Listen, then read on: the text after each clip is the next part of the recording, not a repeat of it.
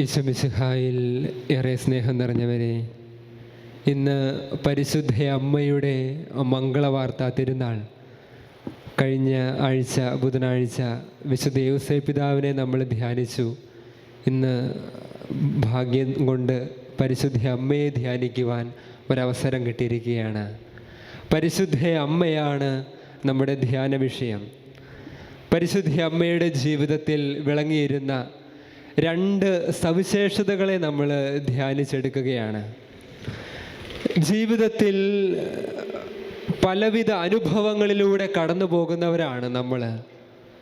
സന്തോഷത്തിൻ്റെ, സങ്കടത്തിൻ്റെ, ആനന്ദത്തിൻ്റെ, വേദനയുടെ, നിരാശയുടെ, ഉത്തരം കിട്ടാത്ത അവസ്ഥയുടെ എന്നിങ്ങനെ പലവിധ അനുഭവങ്ങളിലൂടെ നമ്മൾ കടന്നു പോകുമ്പോൾ ഈ അവസ്ഥയിൽ പരിശുദ്ധ അമ്മയെപ്പോലെ ഇതാ കർത്താവിൻ്റെ ദാസി, ഇതാ കർത്താവിൻ്റെ ദാസൻ, നിന്റെ വാക്ക് എന്നിൽ നിറവേറട്ടെ എന്ന വിശ്വാസത്തോടെയുള്ള ദൈവേഷ്ടത്തിൻ്റെ ആഘോഷമാക്കണം നമ്മുടെ ജീവിതമെന്ന് പരിശുദ്ധ അമ്മ തൻ്റെ ജീവിതത്തിലൂടെ നമ്മളോട് പറഞ്ഞു തരികയാണ്.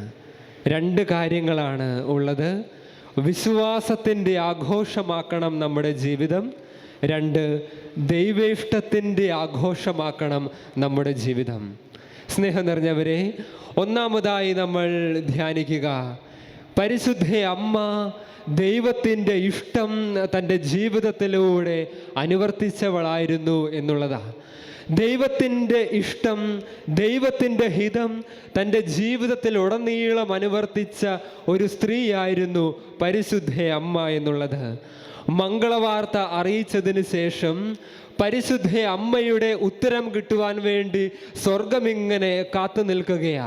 അപ്പോഴാണ് പരിശുദ്ധ അമ്മ പറഞ്ഞത്, ഇതാ കർത്താവിൻ്റെ ദാസി, നിന്റെ വാക്ക് എന്നിൽ നിറവേറട്ടെ. ആ ഒരു നിമിഷം മുതൽ കാൽവരിയുടെ നെറുകയുടെ മുകളിൽ വരെ പരിശുദ്ധ അമ്മയുടെ ജീവിതം മുഴുവൻ ദൈവത്തിൻ്റെ ഇഷ്ടത്തിൻ്റെ ജീവിതമായിരുന്നു. അത്ര എളുപ്പമുള്ള ഒരു കാര്യമല്ലല്ലോ ജീവിതത്തിൽ ഉടനീളം ദൈവത്തിൻ്റെ ഇഷ്ടം നിറവേറ്റുക എന്നുള്ളത്.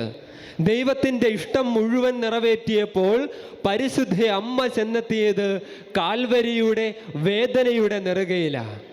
ജീവിതത്തിൽ സന്തോഷത്തിൻ്റെ രഹസ്യങ്ങൾ, മംഗളവാർത്ത എന്നൊക്കെ നമ്മൾ പേര് വിളിക്കുമ്പോഴും അത് മുഴുവൻ ഒരു വേദനയുടെ ആഘോഷമായിരുന്നില്ലേ പരിശുദ്ധ അമ്മയുടെ ജീവിതം? പരിശുദ്ധ അമ്മ തൻ്റെ ജീവിതത്തിൽ ഉടനീളം ഏറ്റെടുത്ത വേദനകളുടെ നടുവിൽ, അല്ലെങ്കിൽ സന്തോഷകരമായിട്ടുള്ള മംഗളവാർത്ത ഏറ്റെടുത്ത നിമിഷം മുതൽ കാൽവരിയുടെ നെറുകയിൽ വരെ പരിശുദ്ധ അമ്മ ദൈവേഷ്ടം നിറവേറ്റിയെങ്കിൽ ഈശോയും നമ്മളോട് പറഞ്ഞു തരുന്നു, ദൈവത്തിൻ്റെ ഇഷ്ടം നിറവേറ്റിക്കൊണ്ട് പരിശുദ്ധ അമ്മയെപ്പോലെ നമ്മളും നമ്മുടെ ജീവിതത്തിൽ ദൈവത്തിൻ്റെ ഇഷ്ടം നിറവേറ്റണമെന്നുള്ളത്.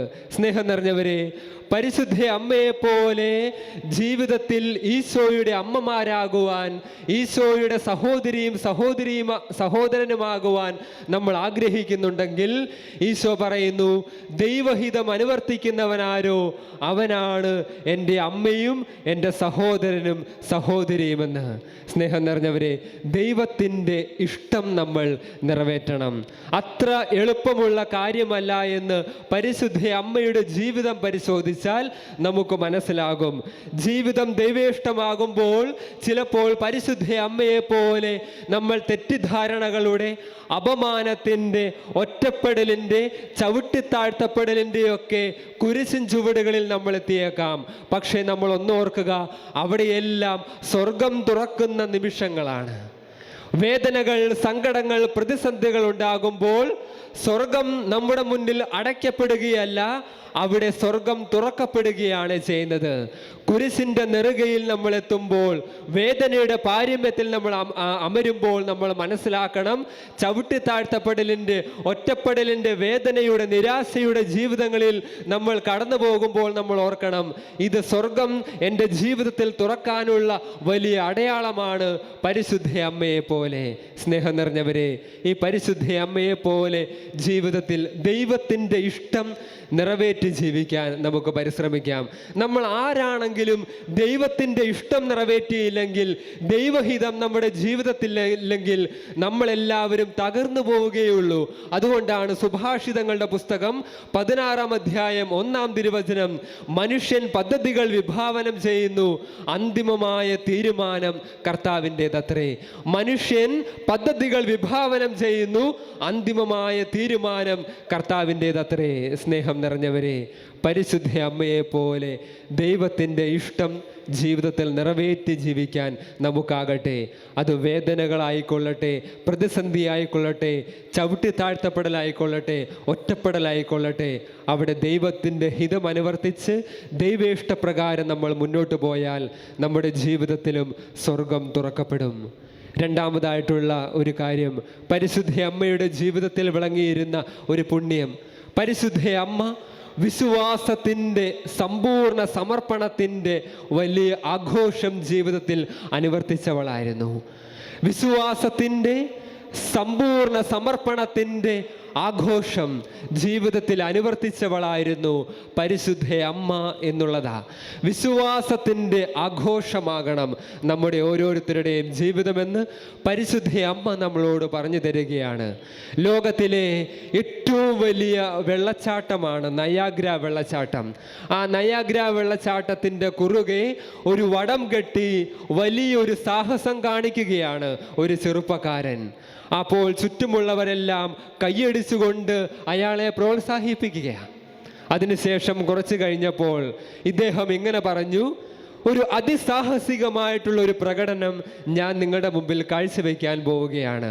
അതിനുവേണ്ടി നിങ്ങളുടെ ആരുടെയെങ്കിലും ഒരു സഹായം എനിക്ക് ആവശ്യമാണ്. അതുവരെ വലിയ കയ്യടികൾ നടത്തിയ എല്ലാവരും മൗനമായി, നിശബ്ദമായി. എന്താണ്? ഈ നയാഗ്ര വെള്ളച്ചാട്ടത്തിൻ്റെ കുറുകെയാണ് വടം കെട്ടിയിരിക്കുന്നത്. അതിന് ഒരു സഹായം വേണമെന്ന് പറഞ്ഞപ്പോൾ അതുവരെ പ്രോത്സാഹിപ്പിച്ചിരുന്ന എല്ലാവരും നിശബ്ദമായി നിൽക്കുകയാണ്. അപ്പോൾ ആ കൂട്ടത്തിൽ നിന്നും ഒരു 4 വയസ്സ് പ്രായമുള്ള ഒരു പെൺകുട്ടി ഇങ്ങനെ കൈപൊക്കിക്കൊണ്ട് പറയുകയാ, ഞാൻ സഹായിക്കാം, ഞാൻ സഹായിക്കാം. അപ്പോൾ കൂടെ ഉണ്ടായിരുന്ന അവരെല്ലാം പറഞ്ഞ, എടി വിഡ്ഢി, നീ എന്ത് മണ്ടത്തരവാ കാണിക്കുന്നേ? നീ ചെറുപ്പക്കാരനെ സഹായിച്ചിട്ടുണ്ടെങ്കിൽ എപ്പോഴെങ്കിലും നീ ആ വടത്തിൽ നിന്ന് താഴെ പോയാൽ നിന്റെ ജീവിതം എന്താകും? നിനക്ക് നാണമില്ലേ അവനെ സഹായിക്കാൻ?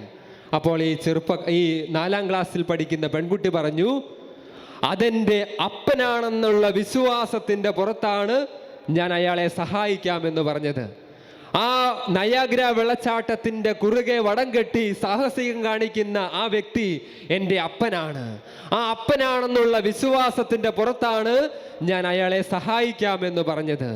സാധാരണയായിട്ടുള്ള ഒരു പെൺകുട്ടി, വിവാഹ നിശ്ചയം കഴിഞ്ഞിരിക്കുന്ന ഒരു പെൺകുട്ടി, ജീവിതത്തിൽ വലിയ ആഗ്രഹങ്ങൾ, വിവാഹ ജീവിതത്തെക്കുറിച്ചുള്ള വലിയ ആഗ്രഹങ്ങളുള്ള ഒരു പെൺകുട്ടിയുടെ അടുത്തേക്ക് ഗബ്രിയേൽ ദൈവദൂതൻ വന്ന് പറയുകയാണ്, നീ പരിശുദ്ധാത്മാവിനാൽ ഗർഭിണിയാകും. ആ സമയത്ത് ആ പെൺകുട്ടി അതിന് ആമേൻ എന്ന് പറഞ്ഞിട്ടുണ്ടെങ്കിൽ ഇത്തരത്തിലുള്ള ഒരു വിശ്വാസത്തിൻ്റെ പുറത്താണ് പരിശുദ്ധ അമ്മ ആ ദൂതൻ്റെ വാക്കുകൾക്ക് ആമേൻ പറഞ്ഞത്. വിശ്വാസത്തിൻ്റെ പുറത്ത് ജീവിതത്തിൽ ആ പെൺകുട്ടി വെച്ച ഒരു കാൽവയ്പ് ദൈവത്തിലേക്കുള്ള ഒരു എടുത്തു ചാട്ടമായിരുന്നു പരിശുദ്ധ അമ്മയുടേത്.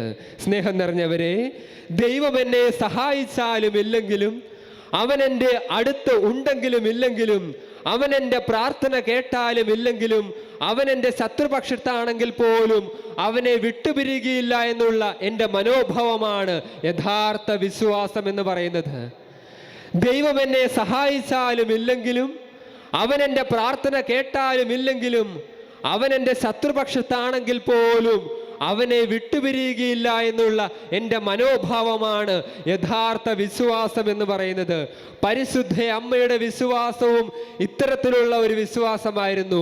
ദൈവത്തിൻ്റെ ജീവിതത്തിലേക്ക്, ദൈവഹിതത്തിലേക്കുള്ള ഒരു എടുത്തുചാട്ടം എന്ന് പറയുന്നത്.